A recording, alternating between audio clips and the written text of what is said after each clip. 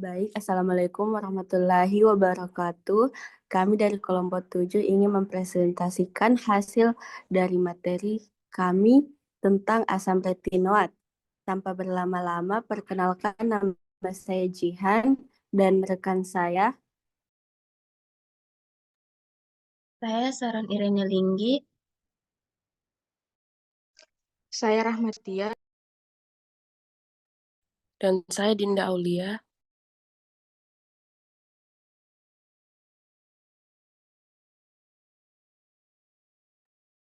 Nah, baik, di sini saya akan membahas mengenai analisis farmasi, di mana analisis farmasi adalah metode analisis yang digunakan untuk menentukan kualitas dan kuantitas produk farmasi dan juga memberikan informasi tentang kemurnian dan keamanan produk.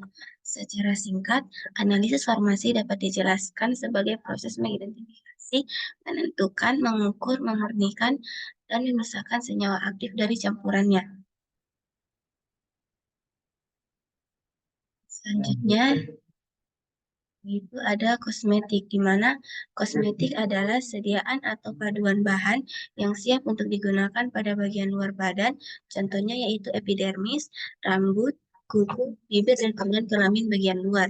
Ya, dan selanjutnya yaitu ada gigi dan rongga mulut untuk membersihkan, menambah daya tarik, mengubah penampakan, melindungi supaya tetap dalam keadaan baik, memperbaiki bau badan, tetapi tidak dimaksudkan untuk mengobati atau menyembuhkan suatu penyakit.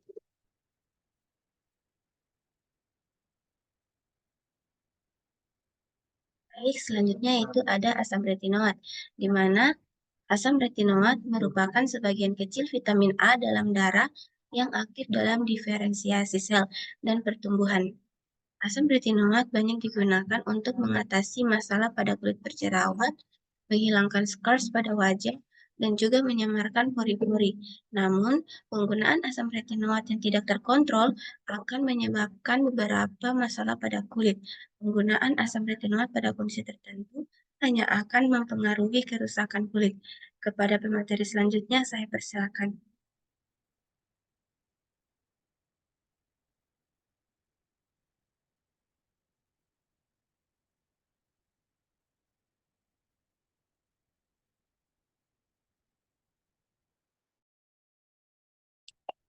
Baik, ada manfaat asam retinoat. Secara laboratorium dan riset telah dibuktikan bahwa asam retinoat membantu mempercepat pergantian sel-sel kulit mati dengan sel baru, mengurangi produksi pigmen kulit melanin pada bagian sel kulit epidermis, dan membantu pembentukan serat kolagen dan elastin baru pada bagian kulit dermis. Kedua, menghaluskan serta menebalkan kulit yang selanjutnya menghilangkan garis-garis penuaan pada kulit wajah. Next.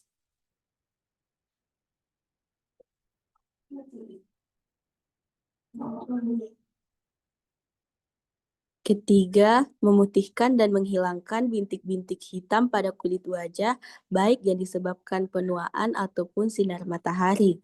Dan yang terakhir, meningkatkan peredaran darah kapiler ke kulit wajah sehingga kulit terlihat lebih sehat. Next.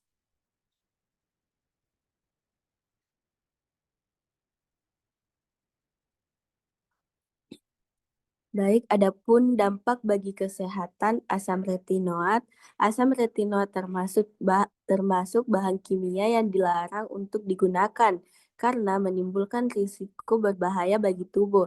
Di antaranya dapat menimbulkan peradangan pada kulit seperti rasa terbakar, menyengat, kemerahan, eritema, dan pengerasan kulit. Asam retinoat juga memiliki efek sebagai zat teratogen yang dapat menyebabkan cacat pada janin, kanker, dan efek samping lain yaitu dapat menyebabkan kerusakan ginjal. Baik, selanjutnya saya berikan kepada pemateri berikutnya. Selanjutnya, aturan pemakaian atau BPOMN. Yang pertama ada ketentuan regulasi dari BPOM atau peraturan kosmetika. Asam retinoat dan garamnya termasuk dalam daftar bahan dilarang untuk digunakan dalam produk kosmetik. dalam Peraturan Kepala BPOM Nomor 23 Tahun 2019 tentang persyaratan teknis bahan kosmetik pada lampiran 5, tretinoin atau retinoid acid dan garamnya tercantum sebagai yang dilarang digunakan dalam kosmetik. Oleh sebab itu, dalam kosmetik seperti krim malam, serum anti penuaan, pemutih wajah, dan lain-lain tidak dibenarkan mencantumkan atau menggunakan asam retinol. BPOM juga secara rutin menindak produk kosmetik yang ditemukan mengandung asam retinol atau menarik izin edar, penghentian, dan peredaran. Next.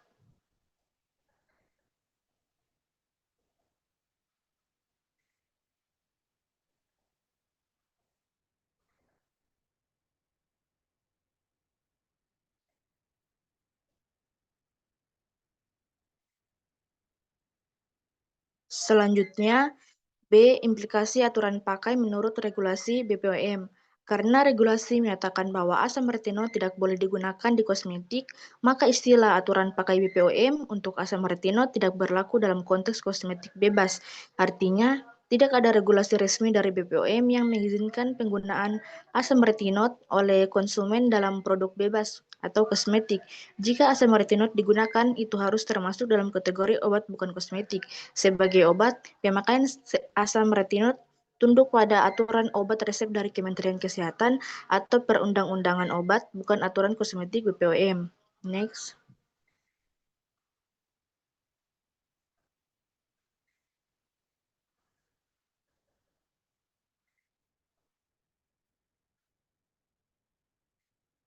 Selanjutnya, catatan dan praktis klinis terhadap aturan pakai atau non-regulasi kosmetik.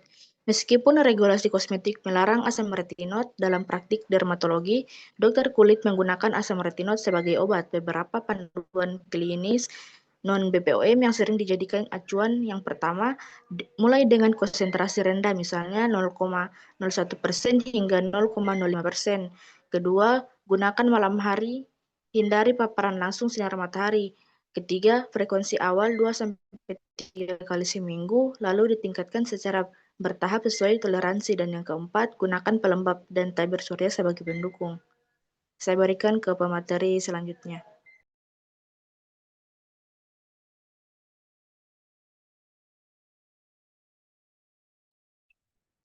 Baik, selanjutnya ada review jurnal, yaitu judul jurnalnya Analisis Asam Retinoid dalam sediaan krim pemutih yang dijual bebas di beberapa pasar tradisional Kota Semarang. Yaitu nama jurnalnya Cendekia Journal of Pharmacy, volume 7 nomor 2, tahun terbitnya 2 September 2023. Next.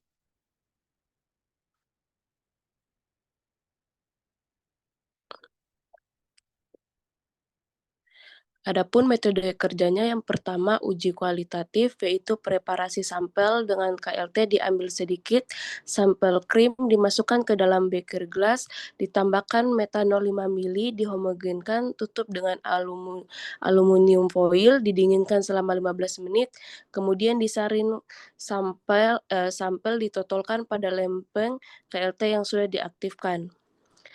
Yang kedua, pembuatan baku asam retinoat, yaitu diambil sedikit asam retinol, dimasukkan ke dalam beker gelas, ditambahkan metanol kurang lebih 2 ml, dilarutkan, dihomogenkan, kemudian disaring, baku siap ditotolkan.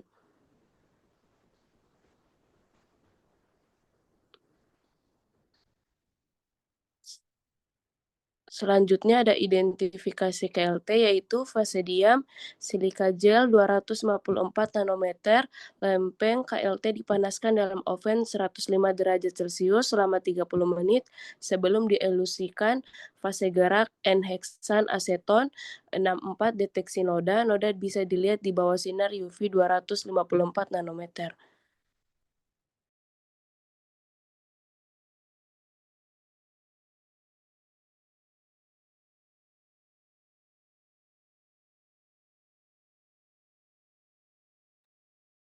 Baik, selanjutnya yaitu ada uji kuantitatif.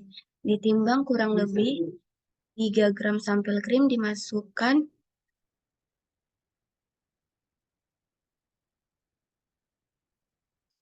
Dimasukkan ke dalam beker gelas, ditambahkan 10 ml metanol, dikocok hingga homogen, dibungkus dengan aluminium foil, didinginkan dalam es selama 15 menit, kemudian disaring, filtrat, ditampung dalam labu takar 50 ml, ditambahkan metanol sampai tanda batas, dihomogenkan, dipipet 2 ml filtrat sampel, dimasukkan ke dalam labu takar 10 ml, kemudian ditambahkan metanol sampai tanda batas, homogenkan, kemudian diukur serapannya pada panjang gelombang 239 sampai 5 239,5 nanometer.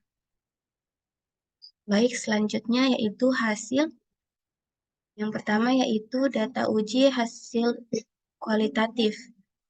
Berdasarkan hasil penelitian, harga RF baku sebesar 0,22, harga RF sampel merek X 0,22 dan sampel merek Y 0,18 hingga didapatkan hasil RX sebesar 0,8 kurang dari 1. Jadi dapat disimpulkan bahwa sampel krim pemutih merek X dan Y positif mengandung asam retinoat. Baik, saya serahkan ke pemateri selanjutnya.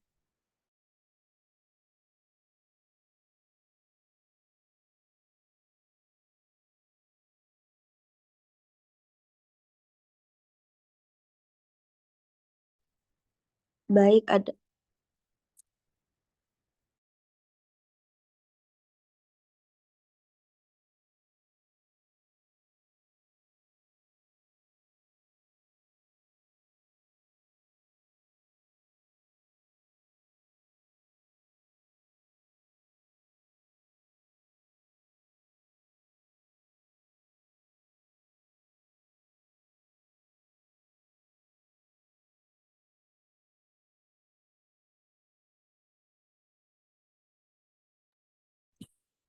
Baik, adapun data hasil uji kuantitatif berdasarkan hasil penelitian sampel X dan Y disajikan dalam tabel 1.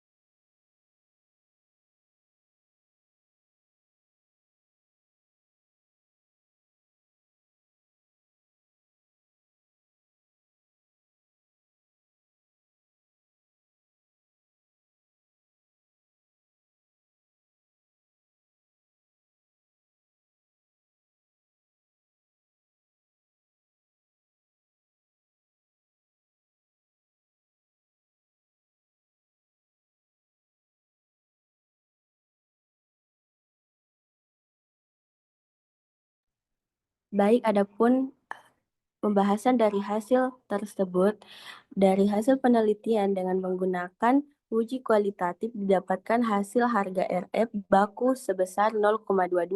Pada sampel merek X, harga RF 0,22 dan pada sampel merek Y, harga RF 0,18 sehingga didapatkan hasil RX sebesar 0,8 kurang 1, jadi dapat disimpulkan bahwa sampel krim pemutih merek X dan Y positif mengandung asam retinol. Next.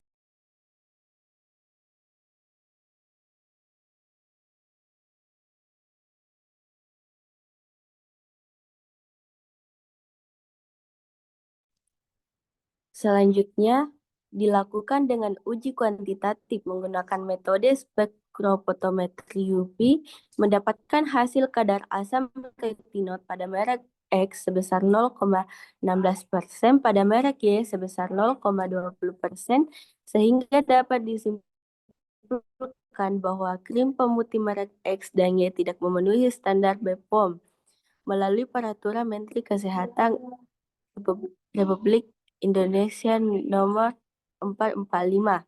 Asam retinol termasuk bahan yang dilarang penggunaannya sejak tahun 1998.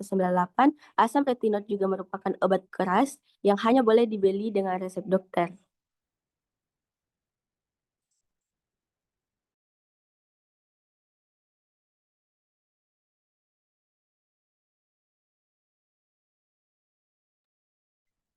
Selanjutnya, pada kesimpulan, Dari hasil penelitian dapat disimpulkan bahwa hasil uji kualitatif dengan metode KLT sampel X dan Y positif mengandung asam retinol.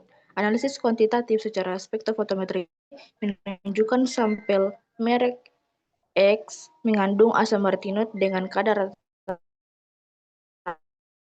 rata 0,6, kadar rata-rata sebesar 0,20%. Sampel X dan Y dijual bebas sehingga tidak memenuhi persyaratan.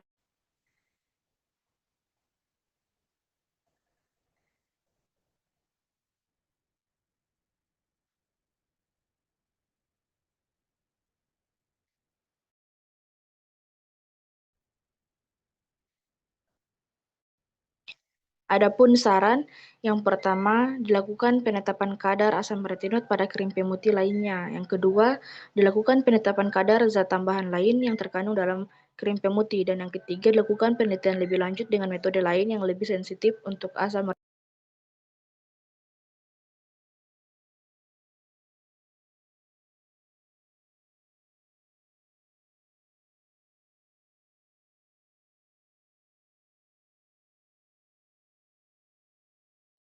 Baik, selanjutnya ada saran pengguna bagi asam retinol baik dan aman. Yang pertama, jangan pakai kosmetik berisi asam retinol, cek nomor BPOM produk. Yang kedua, gunakan hanya sesuai resep dokter, dosis dan cara pakai diatur medis. Yang ketiga, pilih bahan alternatif yang legal di kosmetik, aman dan disetujui BPOM. Yang keempat, cara pemakaian retinol. Yang pertama, oles tipis di malam hari mulai 2-3 kali seminggu. Yang kedua, gunakan pelembab. Yang ketiga, pagi wajib tabir surya SPF 30.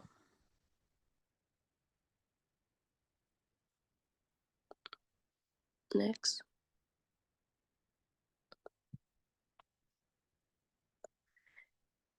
Yang kelima, hindari pada ibu hamil atau menyusui, retinol dan turunannya sebaiknya di stop. Yang keenam, mulai dari konsentrasi rendah, biasanya dimulai dari 0,025% sampai 0,5% untuk kulit berjerawat atau anti-aging. Kulit butuh adaptasi agar tidak iritasi. Yang ketujuh, hindari area sensitif, jangan dioleskan di sekitar mata, sudut hidung, dan mulut karena mudah menimbulkan iritasi.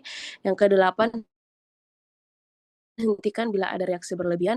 Jika kulit sangat merah, perih, bengkak, atau luka, segera hentikan pemakaian dan konsultasi ke dokter.